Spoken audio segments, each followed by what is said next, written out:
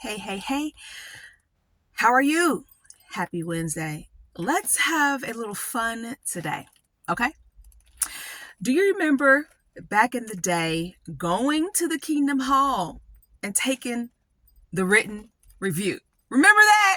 Remember going to the Kingdom Hall and we had to take a test, right? We took the test. Remember, it was like true, false, little short answer. And I think the last portion was like the essay question. You know what I mean? And it seemed like when the brother would review like the answers from the written review, doesn't it seem like there was always that one brother or that one sister who never heard the answer? Like, here we go again. What's the answer to number 4? Jesus. Those were the true false questions. So 11. What's the answer number 11? Jesus. Hey. I am Myra Cassidy here, empowerment coach, religious trauma specialist, motivational speaker, and writer. And this is Sisters Living with Religious Trauma Syndrome. What am I doing here? Well, I'm trying to raise awareness to an emerging field, that of religious trauma. Unfortunately, I myself have religious trauma syndrome, and it's no joke. Remember, this space is I'm a coach, right? So this is not therapy. So this is like informational purposes, right? I'm doing coaching types of things here, and I do not represent the worldwide organization of Jehovah's Witnesses. Whew, covered, got that out the way. Now, let's talk about the written reviews. Do you remember taking the written reviews though? Like, we had to study before going, right? And then we would go to the Kingdom Hall midweek, in the middle of the week, whether your meeting was on a Tuesday or Wednesday or a Thursday, and we sat there what was it, like 30, 45 minutes doing the test, and it's all quiet and everybody's getting their answers together. Remember that? I thought about that and just started laughing. I remember those written reviews. It was just intense. It was intense. I remember even one time being at school, kind of trying to prepare for the written review, in downtime at school, and a classmate's like, "What you doing?" And I'm trying to make it sound all good. Oh, I'm going to go to, the Kingdom Hall, and we do what's called a written review and blah, blah, blah. And the student's like, a test? Y'all take a test at church? So I was thinking about that. I just started kind of cracking up. It's all a part of the healing journey. When you have religious trauma syndrome, you learn to accept, right? You learn to accept a lot of things. You learn to deconstruct a lot of things and then figure out your pathway. And it's tough work. It is tough work. So I just, I laugh when I can laugh. I cry when I can cry. I reach out and talk to other people in the space and who are not in the space, who are there supporting me. Remember, I have a space that I've created, right? JW Sisters Living with Religious Trauma Syndrome. It's a private Facebook group to support individuals who identify as Jehovah's Witnesses and who are going through these feelings, these anxieties, these depression. All you really know, and I've described it before, is I just can't go to the Kingdom Hall. But you don't want to identify as an ex-witness, and you're trying to figure out what's going on, and you didn't do anything wrong. You didn't do anything wrong. This is trauma.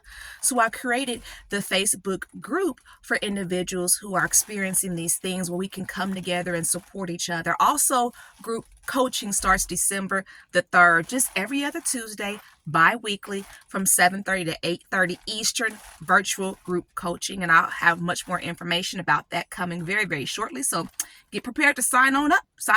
But you can email me in the meantime if you're interested in being one of the first 10 to join my group coaching, okay? Myra at myracassidy.com. Phone number, you can text me, 317-620-1592.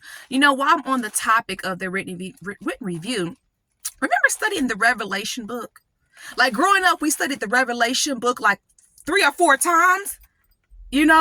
But this is an interesting thing that I learned. Like, you could actually have religious trauma because of the fear that has happened for some people from studying that book. So you're like, if you're my age, like early 40s, in your 40s and up, we remember that Revelation book. And I had to hear someone else speak about it to understand it. And I thought to myself, yeah, I can see that.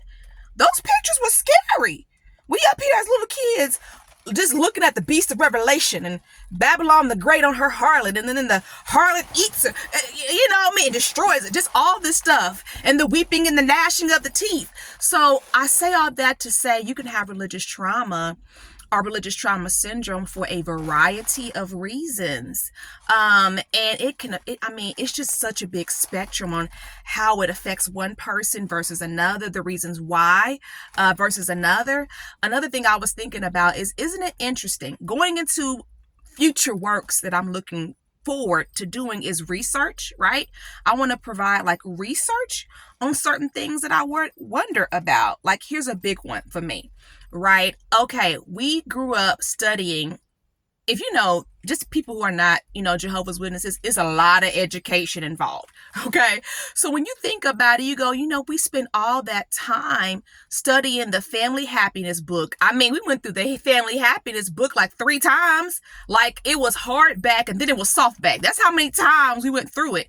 And then I look at what's happening today and you go, so why are so many people like divorced? Why is like divorce was popping and step families was rocking? And I'm like, I want to know what the numbers say, because I bet that the divorce rates are the same as any other religion.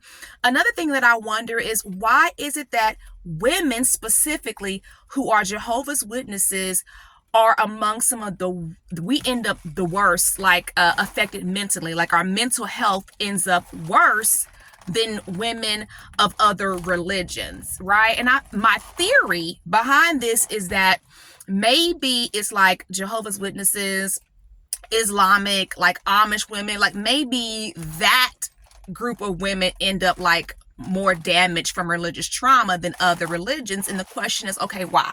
So those are just things that I kind of think about, and down the line, I want to research for myself, because a lot of the research that's out, I feel like personally, I'm just new researching and looking at different things, but I don't want to take angry research and apply it, right?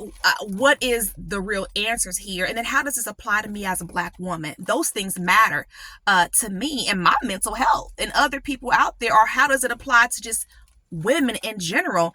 Because for a fact, women our mental health, we get damaged on a greater scale than men in this world. And one of the research studies that I have, the therapist, he was just like, look, I'm trying to help, but I don't even know how to help, where to start. So these things need to be understood and researched for sure. Another funny thing I was going to share, it's kind of interesting that to even get baptized as one of Jehovah's Witnesses, like the questions are intense, right? You go through 3 sets of questions, like I don't know how many questions is it, 20, 30 questions. And then you have to literally have 3 different elders study the questions with you. And you have to get a certain amount of them correct before you can even get baptized. And sometimes I think about that and I go, and yet you still, right? The behaviors of certain people do not change, right? Of course, we know people do lie, just answer the questions and get baptized, or people were forced. I'm not like, there's a lot of bad stories about that out there. That wasn't my situation, but it's terrible how many children were forced to get baptized, right? But there's things like that I wonder about for anyone just genuinely, or who wants to. I don't know if I want to use the word genuinely going into it. It's like, so why are we doing all this studying and all these